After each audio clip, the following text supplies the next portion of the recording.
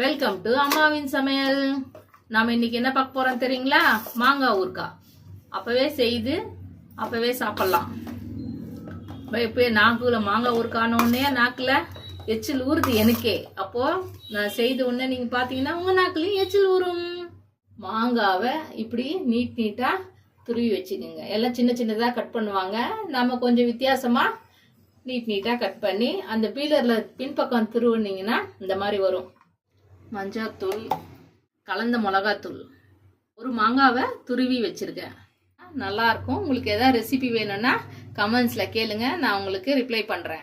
ஒரு ஸ்பூன் தனியா, கடுகு அரை ஸ்பூனு, வெந்தயம் 1/4 ஸ்பூன், மிளகு 1/4 ஸ்பூன், சோம்பு 1/4 ஸ்பூன்.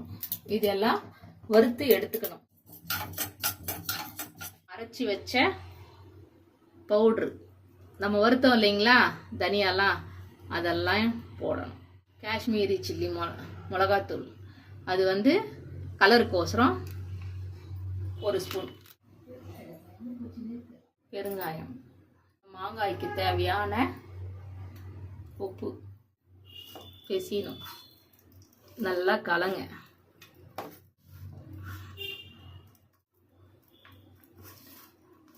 நல்லா கலந்த உடனே எண்ணெய், நல்லெண்ணெய் காசி மேலே ஊற்றணும்.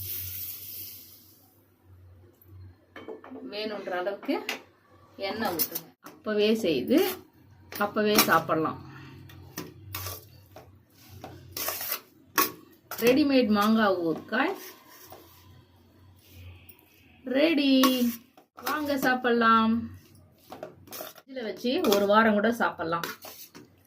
அதனால ஏர்டைட் கண்டெய்னரில் போட்டு நீங்கள் ஃப்ரிட்ஜில் வச்சுட்டு சாப்பிடுங்க.